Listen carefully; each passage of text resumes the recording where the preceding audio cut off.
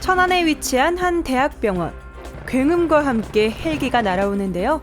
바로 하늘을 나는 응급실, 충남의 닥터 헬기입니다. 이곳은 운항통제실. 네, 당국대병원 항공운輸팀입니다. 자동차에 부딪혔고요. 네, 오른쪽 혈기형이 있으시고 바로 출동하도록 하겠습니다. 출동! 그들을 기다리는 사람이 있습니다. 도착지는 홍성 지역 인계점인 홍성 헬기장. 출동 접수 후 5분 이내 이륙을 하는 닥터 헬기팀. 천안에서 홍성까지 헬기로 18분, 앰뷸런스로 이동한다면 1시간이 소요되는 거리인데요. 실제 닥터 헬기를 통한 환자 이송 시간은 평균 45분으로 증상 후 응급치료 성공 가능성이 가장 높은 1시간을 일컫는 골든타임을 지켜내고 있는 것으로 분석됩니다. 닥터 헬기는 최첨단 응급의료 장비를 갖추고 출동 시 응급의학과 전문의와 응급구조사 등이 동승해 이송 중에도 응급처치가 가능한 첨단 응급의료 시스템인데요.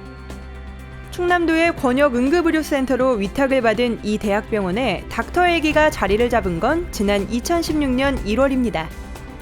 저희가 현장으로 직접 출동하게 되니까 아무래도 병원에 왔을 때 시행될 수 있는 전문적인 처치가 현장에서부터 비교적 빠르게 시행될 수 있다는, 정밀치료에 해당할 수 있는 부분의 시작 시점은 많이 단축시킬 수 있다고 할 수 있는 게, 현장에서 환자의 상태를 전달받은 항공의료팀은 곧바로 응급처치에 들어가는데요.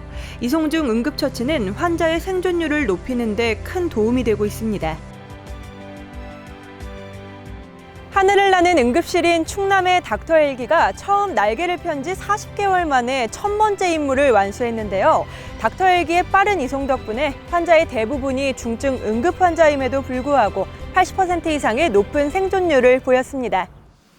임무 완수 1000회까지 충남 닥터 헬기 이송 환자는 외상이 351명으로 가장 많고 심혈관 질환 173명, 뇌혈관 질환 156명, 심정지 73명, 기타 247명으로 집계됐는데요. 이처럼 충남 닥터 헬기는 응급의료 안전망 강화와 3대 중증 응급환자 사망률 감소에 큰 기여를 하고 있습니다. 앞으로 충남도는 한국도로공사 대전 충남본부와 손을 잡고 고속도로 휴게소 내 응급의료 전용 헬기 인계점을 만들기로 했는데요. 협약에 따르면 도는 휴게소 및 도로공사 안전관리 직원에 대한 인계점 관리 교육을 시행하고 한국도로공사 대전 충남본부는 신규 인계점 부지 개발과 공사를 시행합니다. 문제는 안전이거든요. 이 사람을 구조하러 갔다가 사고가 나면은 그것처럼 불행한 사건이 또 없거든요. 근데 그거를 통제를 못하면 아무리 현장을 가고 싶어도 갈 수가 없는 상황이 돼요. 도는 이번 협약을 계기로 고속도로 인계점 조성뿐만 아니라 기존 운영 중인 인계점을 안전하게 정비해 보다 효과적인 환자 이송 체계를 확립한다는 계획입니다.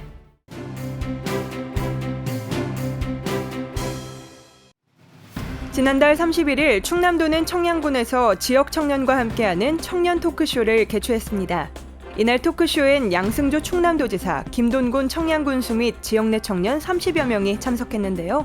청년이 바라는 지역 모습을 주제로 청양군의 현재와 미래를 논의하고 도 청년 정책을 공유했습니다. 지난 4일 양승조 충남도지사는 충남의 최남단 섬인 유보도를 찾아 주민과 소통의 시간을 가졌습니다. 이번 방문은 유보도 갯벌복원 사업 현장을 찾는 동시에 도서 지역민에게 주요 당면 사항을 전하고 불편 사항을 청취하기 위해 마련됐습니다. 지난 5일 충남도는 충청남도 도립요양원에서 현판식을 개최했습니다. 충청남도 도립요양원은 기존 생생 꿈마을 요양원에서 명칭을 변경한 건데요. 이날 참석한 양승조 충남도지사와 도의원, 고령시 지역 주민 등 280여 명은 요양원 활동 프로그램에 참여해 봉사활동도 진행했습니다. 지난 6일 충남도는 제64회 현충일을 맞아 국가를 위해 희생한 순국선열과 호국영령의 숭고한 정신을 기리는 추념식을 가졌습니다. 이번 추념식은 양승조 충남도지사와 도의회 의장, 보훈가족 등 500여 명이 참석한 가운데 진행됐는데요. 아울러 신규 6.25 참전유공자 서재경 씨에게 국가유공자 증서를 수여하고 감사의 뜻도 전했습니다.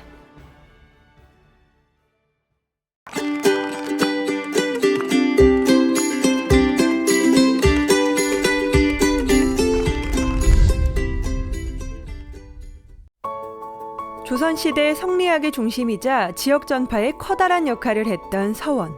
지역 사립학교로서 교육적 가치뿐만 아니라 정형성을 갖춘 건축 양식으로도 그 가치를 인정받고 있는데요. 지금도 그 전통이 계승되고 있는 한국의 서원 9곳이 유네스코 자문심사기구인 이코모스로부터 세계유산으로 등재 권고를 받았습니다.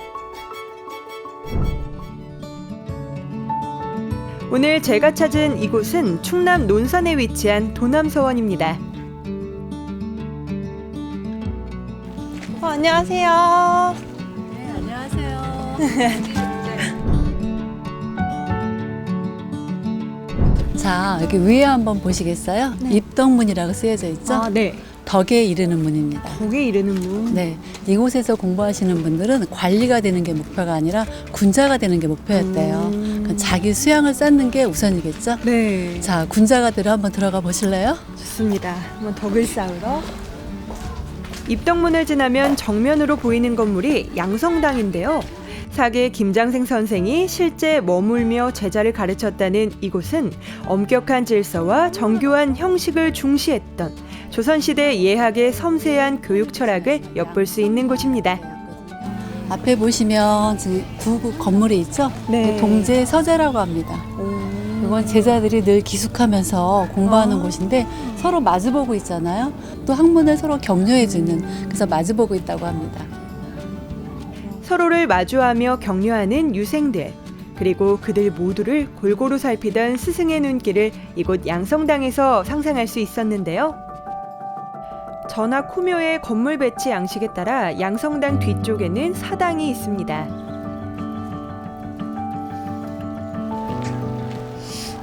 그런데 이렇게 담에 그림 같은 게 있어요. 이게 무슨 의미예요? 아, 요건 그림이 아니고 글이에요. 글? 예.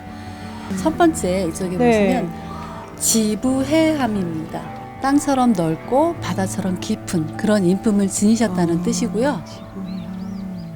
자, 여기 보시면 방문, 양예. 저쪽에 두 글자가 또 방문, 양예. 학문은 넓게 배우고 배운 곳은 행동으로서, 예로서 표현하라는 뜻입니다. 의미 또한 아름다운 꽃담으로 둘린 사당에 들어서면 이곳이 예학의 본고장임을 알 수 있는 현판이 보입니다. 여기는 사당의 이름이 숭예사이죠. 이 꽃담 때문이었을까요? 숭례사는 많은 이들에게 작지만 아름다운 사당으로 기억되고 있습니다. 서원의 서쪽엔 특이한 지붕 구조가 눈에 띄는 큰 건물이 홀로 서 있는데요. 김장생 선생이 중국 예서의 건축 방식에 따라 설계해 지은 응도당이라는 이 건물은 국내 서원 중 가장 큰 강당이라고 합니다. 아, 그렇죠? 네. 자, 보세요. 여기 이 건물은 지금 1층인데 이렇게 바람 불고 하면 안으로 들이칠 거 아니에요. 그래서 나무 판자로 이렇게 벽을 겼어요. 지금 방풍벽이라고 하고요. 그것만 갖고는 부족하니까 처마를 이렇게 내달았어요. 이렇게 좀 가려주듯이 예, 예. 속눈썹처럼. 그래서 이걸 갖다가 눈썹 처마라고 합니다. 눈썹 처마. 한적했던 서원 한편에서 아이들의 웃음소리가 들리는데요. 도남서원의 병아리 인성학교에 참여하는 어린이집 아이들입니다.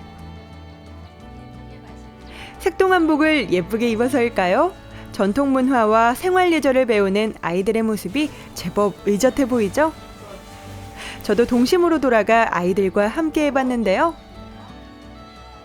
아이들이 인성 교육에 좋은 것 같고 교실에서 이론적으로만 배우고 TV에서 보던 것들을 직접 여기 와서 이 서원들을 보고 훈장님이라든가 가르치는 선생님들의 그 예의 한복 입고 해주시는 그런 교육들이 너무 좋은 것 같아요. 조선시대 예학 정신이 깃들어 있는 곳, 충청 경기지방 기호유학의 성지 도남서원. 역사 속에 멈춰버린 기억이 아닌 지금도 여전히 살아 숨쉬며 기능하는 우리의 유산입니다. 조선시대 충청 예학의 증거이자 지역 전파의 중심이었던 도남서원. 이제는 충청의 유산을 뛰어넘어 세계의 유산으로 더 오래 기억되고 보존되기를 기원해 봅니다. 지금까지 대한민국의 중심, 여기는 충청남도입니다.